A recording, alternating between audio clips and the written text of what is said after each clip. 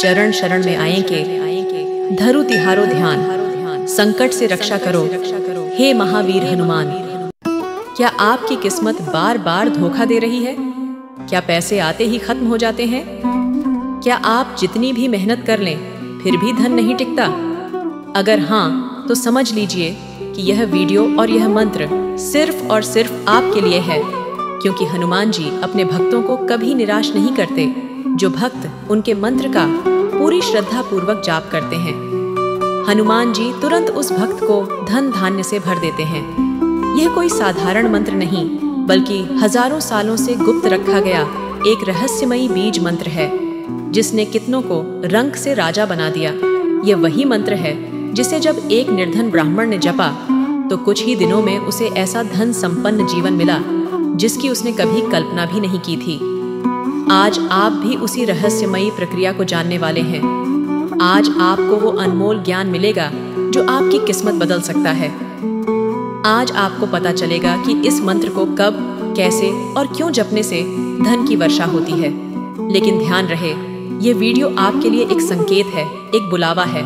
इसे पूरा देखें, क्योंकि अंत तक पहुंचते ही आपको एक ऐसा रहस्य पता चलेगा जो आपको धनवान बनाने से कोई नहीं रोक सकता। तो क्या आप तैयार हैं इस मंत्र को श्रद्धा पूर्वक सुनने के लिए? भक्तों, आगे बढ़ने से पहले इस वीडियो को लाइक करें और जय श्री राम कमेंट करें, ताकि हनुमान जी की कृपा आप पर तुरंत बरसने लगे। मनोजवं मारुतितुल्यवेगं जितेन्द्रियं बुद्धिमतां वरिष्ठं वातात्मजं वानरयूथमुख्यं श्रीरामदूतं शरणं प्रपद्ये। मनोजवं मारुतितुल्यवेगं जितेन्द्रियं बुद्धिमतां वरिष्ठं वातात्मजं वानरयूथमुख्यं श्रीरामदूतं शरणं प्रपद्ये।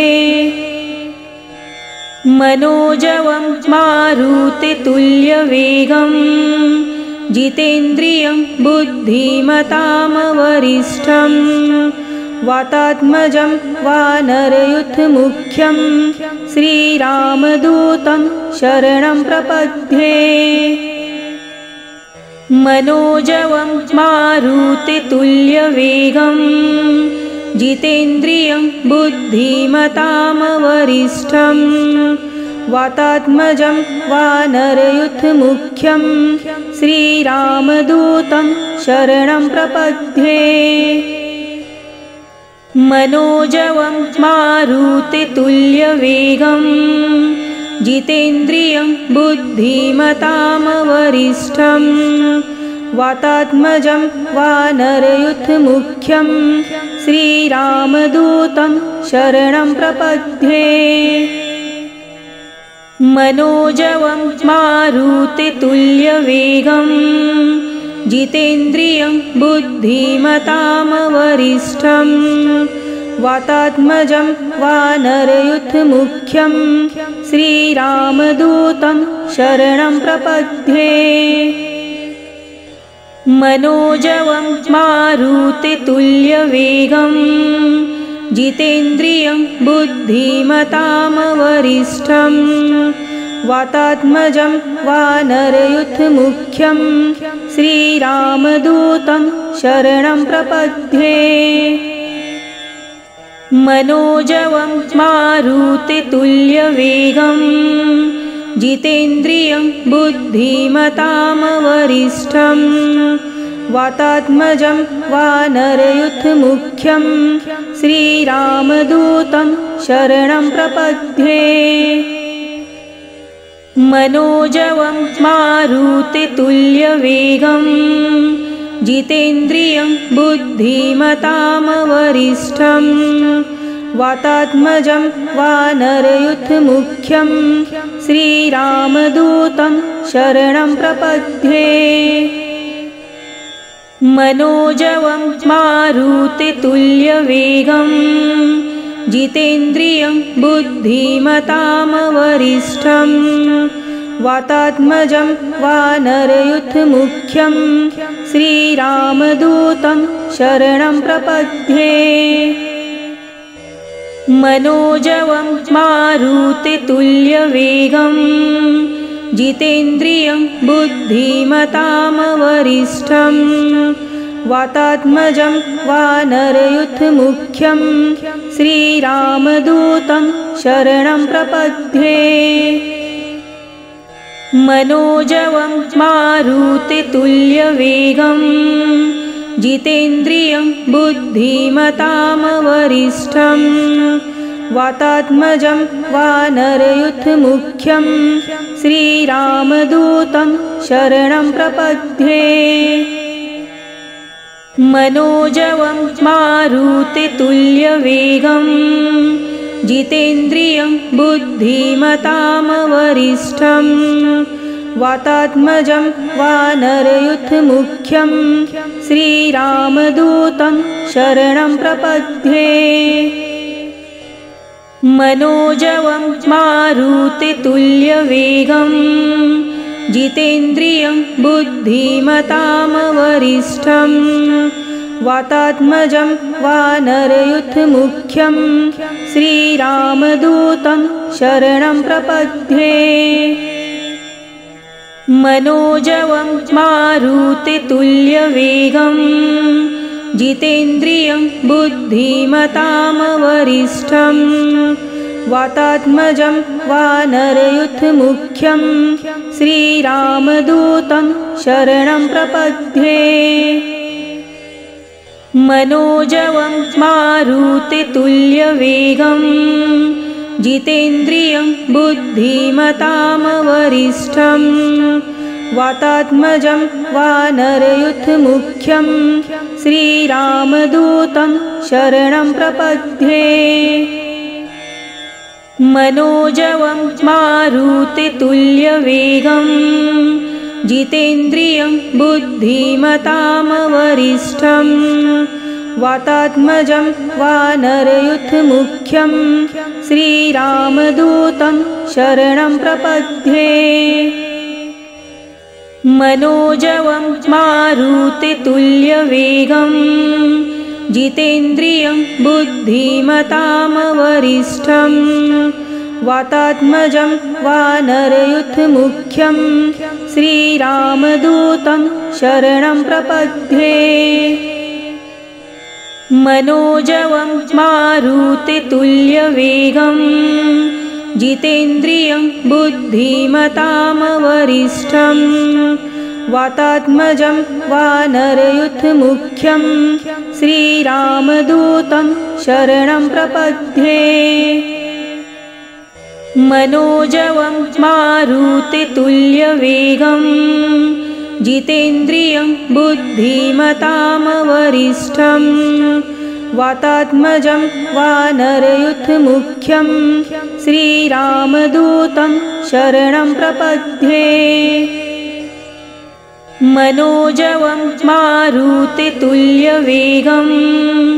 जितेन्द्रियं बुद्धिमतां वरिष्ठं वातात्मजं वानरयूथमुख्यं श्रीरामदूतं शरणं प्रपद्ये।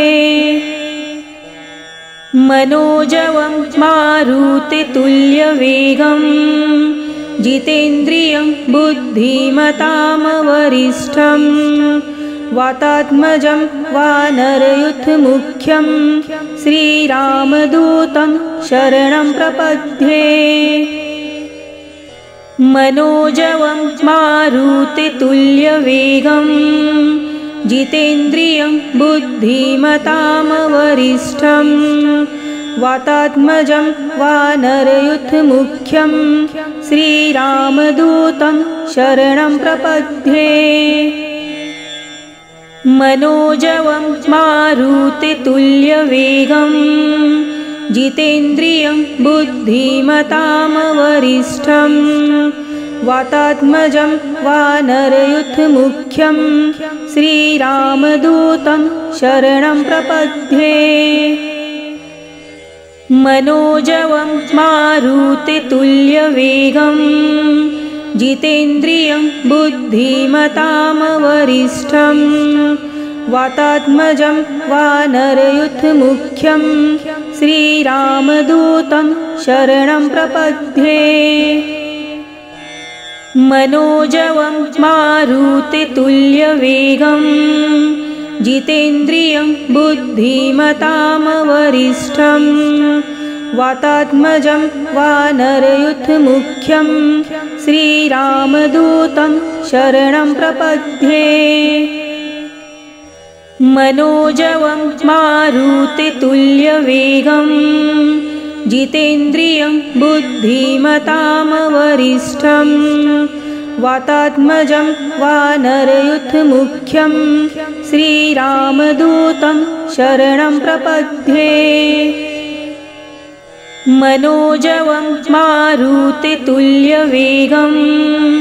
जितेन्द्रियं बुद्धिमतामवरिष्ठं वातात्मजं वानरयूथमुख्यं श्रीरामदूतं शरणं प्रपद्ये। मनोजवं मारुतितुल्यवेगं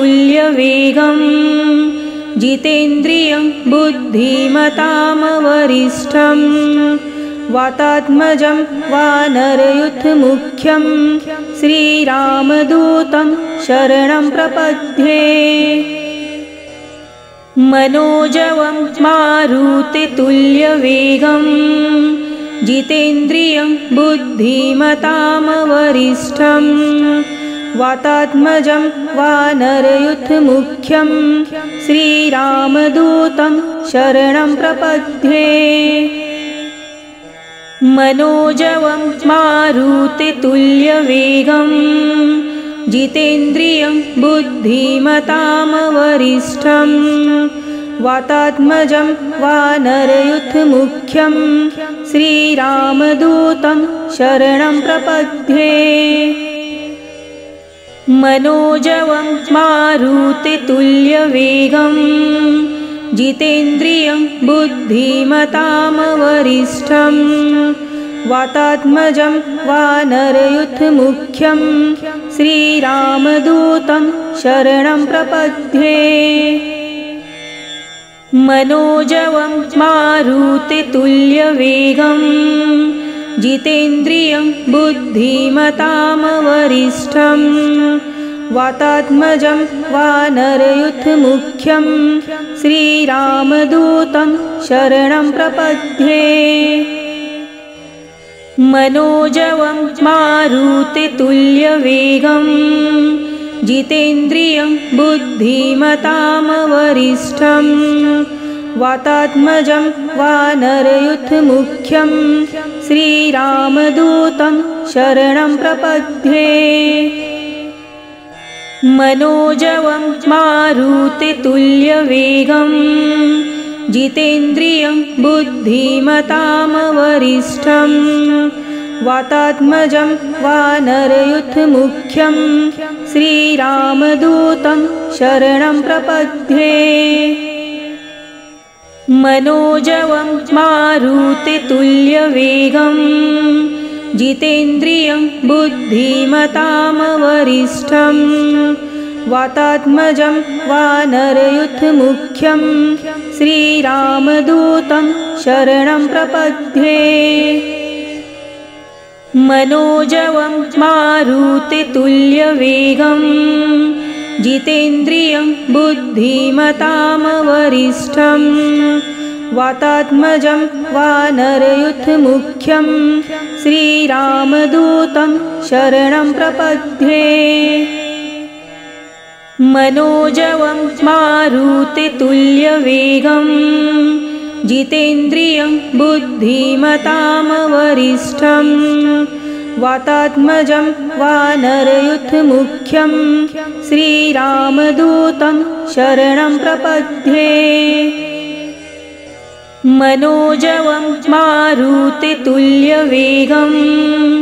जितेन्द्रियं बुद्धिमतामवरिष्ठं वातात्मजं वानरयूथमुख्यं श्रीरामदूतं शरणं प्रपद्ये। मनोजवं मारुतितुल्यवेगं जितेन्द्रियं बुद्धिमतां वरिष्ठं वातात्मजं वानरयूथमुख्यं श्रीरामदूतं शरणं प्रपद्ये। मनोजवं मारुतितुल्यवेगं जितेन्द्रियं बुद्धिमतां वरिष्ठं वातात्मजं वानरयूथमुख्यं श्रीरामदूतं शरणं प्रपद्ये। मनोजवं मारुतितुल्यवेगं जितेन्द्रियं बुद्धिमतां वरिष्ठं वातात्मजं वानरयूथमुख्यं श्रीरामदूतं शरणं प्रपद्ये। मनोजवं मारुतितुल्यवेगं जितेन्द्रियं बुद्धिमतां वरिष्ठं वातात्मजं वानरयूथमुख्यं श्रीरामदूतं शरणं प्रपद्ये। मनोजवं मारुतितुल्यवेगं जितेन्द्रियं बुद्धिमतां वरिष्ठं वातात्मजं वानरयूथमुख्यं श्रीरामदूतं शरणं प्रपद्ये। मनोजवं मारुतितुल्यवेगं जितेन्द्रियं बुद्धिमतां वरिष्ठं वातात्मजं वानरयूथमुख्यं श्रीरामदूतं शरणं प्रपद्ये। मनोजवं मारुतितुल्यवेगं जितेन्द्रियं बुद्धिमतां वरिष्ठं वातात्मजं वानरयूथमुख्यं श्रीरामदूतं शरणं प्रपद्ये। मनोजवं मारुतितुल्यवेगं जितेन्द्रियं बुद्धिमतां वरिष्ठं वातात्मजं वानरयूथमुख्यं श्रीरामदूतं शरणं प्रपद्ये। मनोजवं मारुतितुल्यवेगं जितेन्द्रियं बुद्धिमतां वरिष्ठं वातात्मजं वानरयूथमुख्यं श्रीरामदूतं शरणं प्रपद्ये। मनोजवं मारुतितुल्यवेगं जितेन्द्रियं बुद्धिमतां वरिष्ठं वातात्मजं वानरयूथमुख्यं श्रीरामदूतं शरणं प्रपद्ये। मनोजवं मारुतितुल्यवेगं जितेन्द्रियं बुद्धिमतां वरिष्ठं वातात्मजं वानरयूथमुख्यं श्रीरामदूतं शरणं प्रपद्ये। मनोजवं मारुतितुल्यवेगं जितेन्द्रियं बुद्धिमतां वरिष्ठं वातात्मजं वानरयूथमुख्यं श्रीरामदूतं शरणं प्रपद्ये। मनोजवं मारुतितुल्यवेगं जितेन्द्रियं बुद्धिमतां वरिष्ठं वातात्मजं वानरयूथमुख्यं श्रीरामदूतं शरणं प्रपद्ये। मनोजवं मारुतितुल्यवेगं जितेन्द्रियं बुद्धिमतां वरिष्ठं वातात्मजं वानरयूथमुख्यं श्रीरामदूतं शरणं प्रपद्ये। मनोजवं मारुतितुल्यवेगं जितेन्द्रियं बुद्धिमतां वरिष्ठं वातात्मजं वानरयूथमुख्यं श्रीरामदूतं शरणं प्रपद्ये। मनोजवं मारुतितुल्यवेगं जितेन्द्रियं बुद्धिमतां वरिष्ठं वातात्मजं वानरयूथमुख्यं श्रीरामदूतं शरणं प्रपद्ये। मनोजवं मारुतितुल्यवेगं जितेन्द्रियं बुद्धिमतां वरिष्ठं वातात्मजं वानरयूथमुख्यं श्रीरामदूतं शरणं प्रपद्ये। मनोजवं मारुतितुल्यवेगं जितेन्द्रियं बुद्धिमतां वरिष्ठं वातात्मजं वानरयूथमुख्यं श्रीरामदूतं शरणं प्रपद्ये। मनोजवं मारुतितुल्यवेगं जितेन्द्रियं बुद्धिमतां वरिष्ठं वातात्मजं वानरयूथमुख्यं श्रीरामदूतं शरणं प्रपद्ये। मनोजवं मारुतितुल्यवेगं जितेन्द्रियं बुद्धिमतां वरिष्ठं वातात्मजं वानरयूथमुख्यं श्रीरामदूतं शरणं प्रपद्ये। मनोजवं मारुतितुल्यवेगं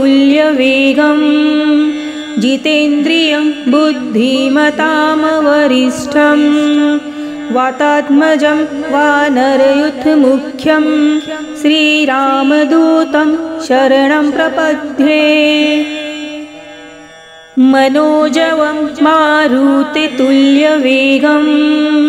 जितेन्द्रियं बुद्धिमतां वरिष्ठं वातात्मजं वानरयूथमुख्यं श्रीरामदूतं शरणं प्रपद्ये। मनोजवं मारुतितुल्यवेगं जितेन्द्रियं बुद्धिमतां वरिष्ठं वातात्मजं वानरयूथमुख्यं श्रीरामदूतं शरणं प्रपद्ये।